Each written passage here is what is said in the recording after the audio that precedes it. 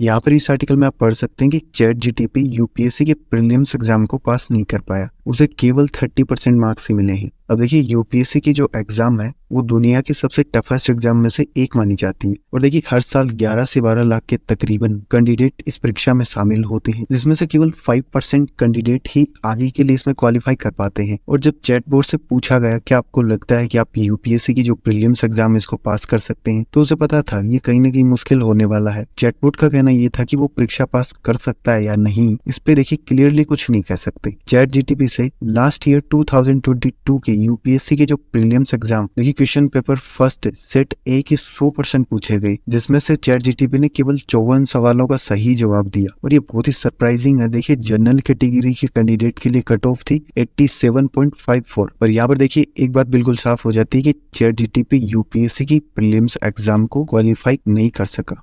देखिए इंडिया और चाइना जैसे देश एक तरफ अपनी जनसंख्या को घटाने की कोशिश कर रहे हैं, तो वहीं दूसरी तरफ जापान अपनी घटती जनसंख्या को लेकर ही बड़ा चिंतित है। दरअसल देखिए जापान में बूढ़े लोगों की संख्या लगातार बढ़ती जा रही है और स्वास्थ्य मंत्रालय के जो नए डेटा के हिसाब से अगर आप देखोगे तो लास्ट ईयर 2022 में जापान में 8 लाख से कम बच्चों का जन्म हुआ है और जबकि इसी दौरान मृत्यु दर 15,80,000 से अधिक हो गई थी। देखिए बहुत ही सरप्राइजिंग करने वाला डेटा है कि जिस दर से बच्चों का जन्म हो रहा है उससे दोगुनी दर से तो बच्चों की मौतें हो रही हैं। और वर्ल्ड बैंक के आंकड़ों के मुताबिक दुनिया भर में मोनाको एक ऐसा देश है जहां बुजुर्ग आबादी सबसे ज्यादा है और इसके बाद जापान में सबसे ज्यादा है। और किसी भी देश के लिए अपनी अर्थव्यवस्था को चलाना ऐसी स्थिति में बड़ा मुश्किल हो जाता है जहां आबादी का एक बड़ा हिस्सा तो रिटायर हो चुका है और कामकाज करने वालों की संख्या घट चुकी है। ऐसे में ज्यादातर लोग वहां पर हेल्थ सिस्टम, पेंशन सिस्टम जैसी चीजों पर ज्यादा डिपेंड रहने लगते हैं और इसका बोझ देश की अर्थव्यवस्था पर ही पड़ता है। देखिए वहां के प्राइम मिनिस्टर फूमियो किशिदा ने इसका एक रीजन भी बताया और शायद मुझे लगता है कहीं ना कहीं ये सही भी है कि देखिए जो जीवन की बढ़ती जरूरतें हैं और इतनी महंगी लाइफ स्टाइल हो चुकी है कि लोग बहुत परेशान हो चुके हैं और परेशान लोग ज्यादा बच्चे पैदा भी नहीं करना चाहते। और देखिए इसके लिए उन्होंने ये कहा कि सरकार जल्दी एक ऐसी एजेंसी बनाएगी जो इन मुद्दों पर ध्यान दे, लोगों को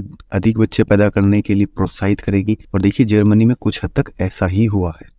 नेक्स्ट आप देखिए अगर आप अपनी स्मोकिंग की आदत को छोड़ना चाहते हैं वो भी बिना किसी मेडिसिन के, तो आप छोड़ सकते हैं इसको। देखिए यूएसए में साइंटिस्ट ने एक ऐसा नेकलेस तैयार किया है जिसे गले में पहनते ही वो ये बता देगा कि स्मोकिंग करने वाले पर्सन ने कब कितनी सिगरेट पी है और स्मोकर को इससे कितना नुकसान हुआ है और स्मोकर ने सिगरेट पीते वक्त कितना सांस अंदर लिया है, 2 लगातार पफ्स के बीच कितना समय है, इन सभी चीजों को ये ट्रैक करता है और सारा डेटा स्मोकर को देता है। देखिए ऐसा डेटा जब किसी पर्सन के पास रहेगा तो कहीं ना कहीं ये डर तो रहेगा कि उसे अपनी इस स्मोकिंग की आदत को छोड़ देना चाहिए। इस नेकलेस का नाम है स्मोक मोन। किसी भी स्मोकर की प्राइवेसी को ये कंप्लीटली मेंटेन करता है। देखिए मतलब ये है कि ये किसी विजुअल को ट्रैक नहीं कर सकता। जैसे आप किसी कैमरे से वीडियो बनाते हैं, ये वीडियो तो कैप्चर नहीं कर सकता, बल्कि ये हीट को ट्रैक करता है। और एक छोटा सा डेटा अगर मैं आपको लास्ट बताऊं तो देखिए दुनिया भर में स्मोकिंग की वजह से हर साल से ज्यादा लोगों की मौत हो जाती है। बाकी आप मुझे कमेंट सेक्शन में लिख के जरूर बताना कि स्मोकिंग की हैबिट को छोड़ने के लिए ये नेकलेस कितना फायदेमंद हो सकता है।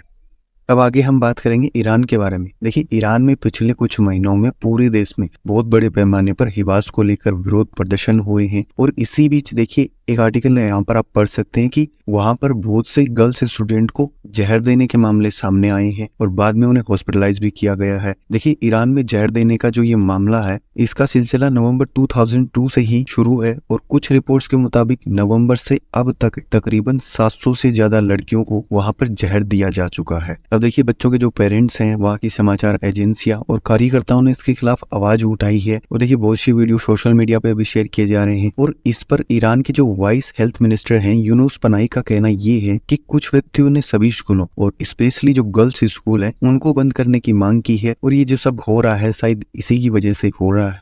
अब आगे हम बात करेंगे। देखिए अगर आप कोई भी प्रोडक्ट्स खरीदते हैं तो एक्सपायरी डेट चेक करना आपके लिए कितना जरूरी है। देखिए ऑस्ट्रेलिया के न्यू साउथ वेल्स में एक मिल्क प्रोडक्ट है जिसका नाम है product inside out unsweetened almond milk. इसको कंज्यूमिंग करने के बाद वहां पर एक आदमी को हॉस्पिटलाइज किया गया जिसमें बोटुलिज्म का मामला सामने आया है। देखिए बोटुलिज्म एक तरह का टॉक्सिन माना जा सकता है। ये एक तरह की बीमारी है जो जीवाणुओं के संक्रमण से फैलती है। देखिए हम बहुत से फूड प्रोडक्ट्स हैं, लिक्विड प्रोडक्ट्स को बहुत लंबे समय तक पन्नी में लपेटकर या किसी डब्बे में बंद कर यूज करते हैं या फिर किसी एक्सपायरी प्रोडक्ट जिसका हम यूज करते हैं तो देखिए उनमें टॉक्सिन यानी जहर बन सकता है। अब अगर किसी फूड और लिक्विड प्रोडक्ट में टॉक्सिन यानी जहर होगा तो उसके जरिए ये बीमारी हो सकती है। यहाँ पर फूड स्टैंडर्ड ऑस्ट्रेलिया न्यूजीलैंड का एक ट्वीट आप देख सकते हैं, जिसमें मिल्क प्रोडक्ट बनाने वाली जो कंपनी थी inside out nutrition good private limited ने 1 मार्च 2023 तक की एक्सपायरी डेट वाले जितने भी प्रोडक्ट्स थे उनको रिकॉल कर लिया, यानी वापस ले लिया। अभी अगर आप देखिए कोई भी प्रोडक्ट खरीदते हैं तो मेरा तो कहना यही है कि खरीदने से पहले आप उसकी एक्सपायरी डेट चेक करने की आदत जरूर डाल लीजिए, और अगर एक्सपायरी डेट नेक्स्ट 1 और 2 मंथ्स के अंदर ही है तो हो सके तो ऐसे प्रोडक्ट्स को आप अवॉइड ही कीजिए।